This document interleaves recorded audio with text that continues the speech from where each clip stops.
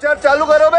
हिंदी का कोलोकियल हिंदी में एक शब्द है बटमार। बटमार, हाँ। बटमार मतलब रास्ते में कोई अंधेरे में जा रहा है, आप झाड़ी से निकले, कूदे, उसके ऊपर उसका माल मत्ता लेके निकल गए। झपट्टा। दोस्तों, आज के डिबेट में मनीष सिसोदिया जिस तरह से फंसे थे, ये देखकर आपको बहुत ही हंसी आने वाली है। आपको ऐसा लगेगा कि अपने झूठ पर पर्दा डालने की कोशिश कर रहा हो, लेकिन इंटरव्यू में बैठे कुछ लोगों ने जैसे आज ठान ही लिया था कि आज इसे एक्सपोज करके ही रहेंगे। इसी के चलते सवाल भी उसी तरह के किए गए थे, जिसके जवाब देने में मनीष सिसोदिया असक्षम नजर आते हैं।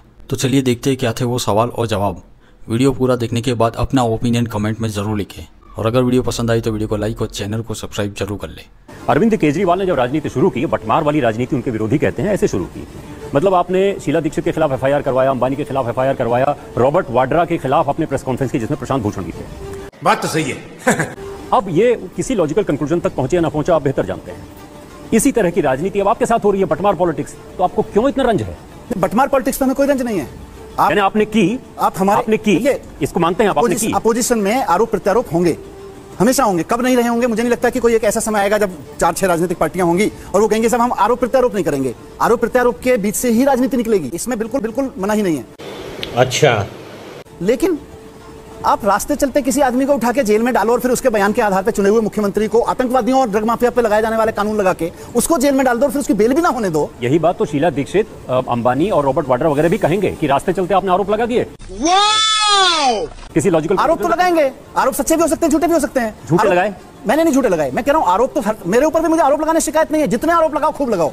लेकिन ये जो कानूनों का दुरुपयोग करके, एजेंसियों का दुरुपयोग कर करके नेताओं को उठा के जेल में डाल रहे हो। ठीक है, समझिए। मेरा एक सवाल है कि ये जो आप पर लेकर के मामले में, सबसे पहले तो जहां तक मुझे ध्यान है कि कांग्रेस ने ये सवाल उठाया था। मुझे लगता है कि बीजेपी से पहले कांग्रेस ने ये सारे आरोप लगाए थे। तो कांग्रेस तब सही थी या आज कांग्रेस आपके साथ है अब सही है? पहला तो मेरा ये। दूसरा मेरा ये कहना था कि जब से आप लोग सत्ता में हैं, कभी आप लोगों को कुछ महसूस ऐसा हुआ है कि कहीं आपसे भी कोई गलती हुई है? बात तो सही है। क्योंकि जो आप उद्देश्य लेके चले थे एक वैकल्पिक राजनीति का, तो मैं आपसे पूछ रहा हूं कि कहीं आपको लगता है कि उससे थोड़ा डिरेलमेंट हुआ है? और तीसरी बात, मैं इससे जुड़ा हुआ कहता हूं कि आपकी बात बिल्कुल सही है। देखिए, एक होता है मीडिया ट्रायल। मैं आपको उदाहरण दूं, अब्दुल रहमान अंतुले को मुख्यमंत्री पद छोड़ना पड़ा था, जेल नहीं गए थे, लेकिन एक आरोप लगा था इंदिरा गांधी प्रतिभा प्रतिष्ठान का उस दौर में 80s में, और उनको पद से हटना पड़ा। बाद में वो छूट गए, वही कुछ नहीं, शायद मीडिया में सिंगल कॉलम खबर छपी हो, लेकिन फिर वो दोबारा मुख्यमंत्री नहीं बन पाए। बात तो सही है। मदन लाल खुराना का दूसरा उदाहरण है, मुख्यमंत्री थे, पद छोड़ना पड़ा, फिर नहीं बन पाए। तो जरूरी नहीं है कि आप बाद में बेदाग साबित हो या नहीं हो, लेकिन ये जो एक कहीं ना कहीं से एक ऐसी पार्टी जो वैकल्पिक राजनीति की बात करने आई थी, आज आपको लगता है कि उस पर कहीं ना कहीं दाग लगा है? मुझे तो लगता है यही वैकल्पिक राजनीति है। वैकल्पिक राजनीति की सबकी अपने अपने समय के अलग अलग दौर की परिस्थितिवश परिभाषाएं होंगी कि आज के दौर में विकल्प क्या है, जब मेन स्ट्रीम क्या है। किसी एक समय में मेन स्ट्रीम अलग तरह की राजनीति होती थी, उसमें वैकल्पिक अलग है। आज के समय में जिसको मेन स्ट्रीम राजनीति कह रहे हैं, वो राजनीति का मतलब है ऑपरेशन लोटस।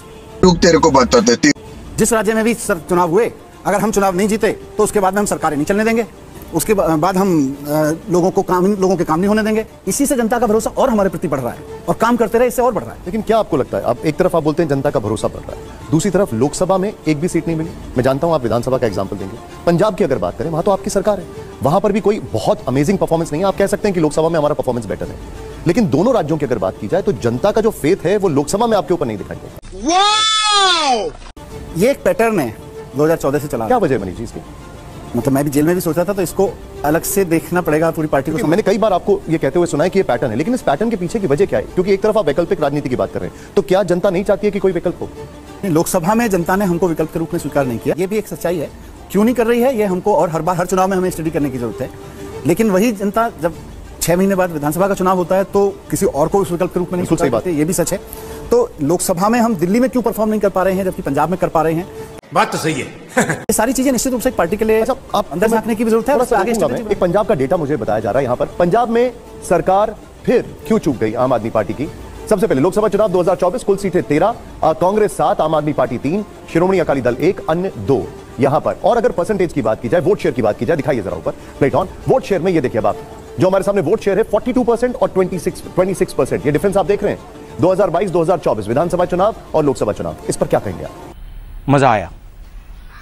देखिए, विधानसभा में चाहे वो पंजाब हो या दिल्ली हो, हमारे काम की वजह से, जनता के बीच कनेक्ट की वजह से विधानसभा में पंजाब की जनता, दिल्ली की जनता हमें एक सॉलिड साथी के रूप में चुन रही है, ये आप बता रहे हैं। इसमें लोकसभा चुनाव में कहीं ना कहीं हमारी किसी रणनीति में कहीं कोई कमी होगी। क्यों? क्या हुई? इस दौरान अरविंद जी भी जेल गए, उन्होंने इस्तीफा नहीं दिया, आपने इस्तीफा दिया। Do you regret? आपको लगता है कि ये गलती हो गई? अरविंद केजरीवाल जी को अरेस्ट करने का मतलब है कि कहीं ना कहीं कोई ये साजिश कर रहा है कि साहब पूरी सरकार को गिरा दो। अच्छा। ऐसे में अगर अरविंद केजरीवाल जी मुख्यमंत्री के पद से इस्तीफा दे दें तो एक तो दिल्ली की सरकार तो गिरी जाती है, दूसरा सबसे बड़ा संकट जावेद जी इसमें यह है कि फिर ये एक प्रेसिडेंस बहुत अच्छा मिल जाता है केंद्र में बैठी हुई सत्ता को कि जब भी किसी विपक्ष की पार्टी की सरकार गिरानी हो तो सबसे बढ़िया तरीका है कि उसके खिलाफ कुछ भी, किसी आदमी को पकड़ो, जेल में डालो, 6 महीने बाद उसके बयान दिलवा दो, बोलो तेरे को बेल तभी देंगे जब तू उनके खिलाफ बोलेगा। उस बयान के आधार पर उठा के मुख्यमंत्री को जेल में डाल दो, फिर बोलो इस्तीफा दो। तो ये तो सरकार गिराने की शॉर्ट रेसिपी बन जाती है। इसलिए नहीं, एक प्रेसिडेंस जो है, जो दिल्ली की जनता कई बार ये सवाल पूछती है कि एक प्रेसिडेंस तो झारखंड का भी है जहां पे अंतरिम मुख्यमंत्री आए, तो वो दिल्ली में क्यों नहीं किया जा सकता था? मैं उसका उल्टा भी पूछता हूं, अगर हेमंत सोरेन जी इस्तीफा नहीं देते, वो भी मॉडल था, क्योंकि ये मॉडल वहां से शुरू हो चुका था कि भाई किसी चुने हुए मुख्यमंत्री को जो केंद्र की सत्ता के विपक्ष में है उसको जेल में डालो और उसकी सरकार को गिराओ, वहां पे फिर उसके पूरे सिस्टम को अस्थिर कर दो। सवाल तो ये बड़ा गंभीर है ना कि क्या अरविंद केजरीवाल जी को किसी अपनी पार्टी में किसी के ऊपर भरोसा नहीं है क्या? पार्टी में तो हर आदमी पे भरोसा है। पार्टी का भरोसा आपको इस बात से साबित होगा कि अब तक कोई टूटा नहीं, एक आध किसी आदमी को छोड़ दें। अच्छा। लेकिन क्या इससे एडमिनिस्ट्रेशन पे फर्क नहीं आ रहा? क्योंकि दिल्ली हाईकोर्ट ने पूछा कि 6 महीने में बताइए कितनी कैबिनेट की मीटिंग हुई, कितने फैसले लिए गए। देखिए, कैबिनेट की मीटिंग और फैसले अलग चीजें हैं, काम नहीं रुक रहे।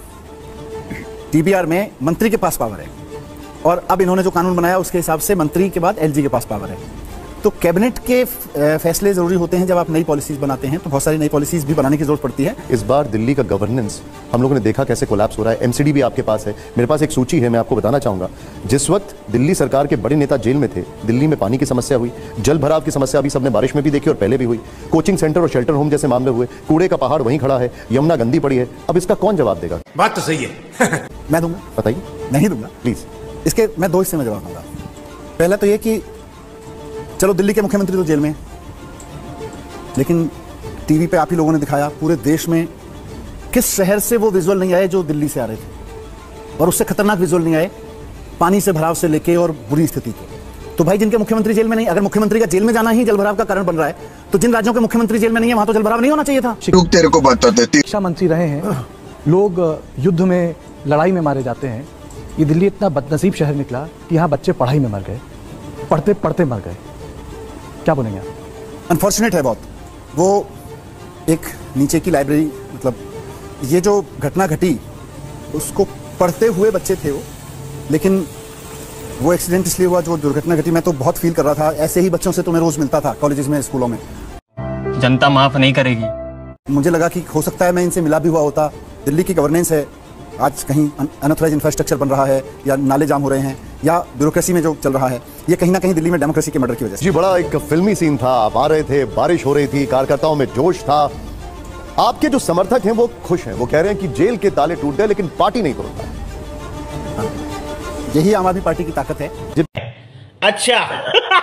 कह रही है कि ज्यादा खुश होने की जरूरत नहीं है, आपको सिर्फ जमानत मिली है, आप बरी नहीं हो रहे। देखिए, खुश और दुखी की बात नहीं है, हम तो डे वन से कॉन्फिडेंट हैं। जब हमने कुछ गलत किया नहीं तो हमारा विश्वास टूटा नहीं। हम खुश भी होंगे, हम दुखी भी होंगे, लेकिन इस पूरे केस में खुश और दुखी होने का हमारे लिए कोई सवाल ही नहीं है।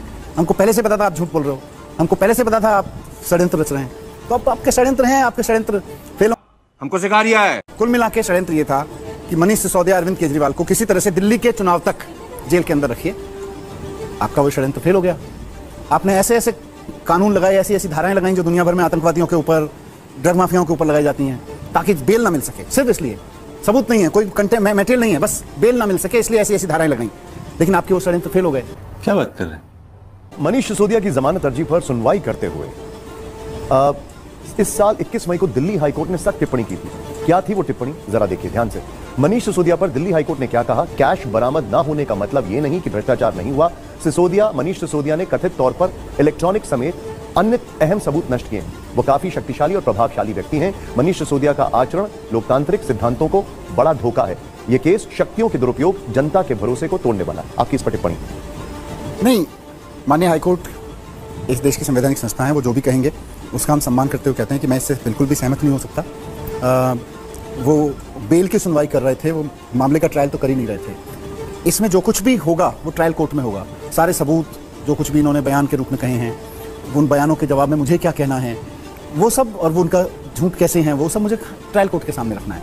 अभी तो बेल के लिए गए थे हम कि साहब बहुत समय हो गया, देश में कहा जाता है बेल इज़ द रूल, संविधान कहता है कि भाई किसी भी आदमी को ज़्यादा समय तक आप अननेसेसरी अंडर ट्रायल में नहीं रख सकते, तो उसके तहत हम उनसे न्याय मांगने गए थे। वहाँ से नहीं मिला तो हमें खुशी है कि उसको खारिज करके माननीय सुप्रीम कोर्ट ने हमें न्याय दिया। तो बस न्याय की प्रक्रिया ये है कि अगर आपको यहाँ से नहीं मिला तो यहाँ से मिला। अगला सवाल यह है, प्रधानमंत्री पद की पसंद कौन है, राहुल गांधी या अरविंद केजरीवाल? मैं तो चाहूंगा अरविंद केजरीवाल जी एक दिन देश के प्रधानमंत्री बने, कब बने ये अलग बात है, पर बने। मजा आया। अच्छा। तो दोस्तों इस टॉपिक के बारे में आपकी राय क्या है मुझे कमेंट में जरूर लिखें, और अगर वीडियो पसंद आया हो तो वीडियो को लाइक और चैनल को सब्सक्राइब जरूर कर लें।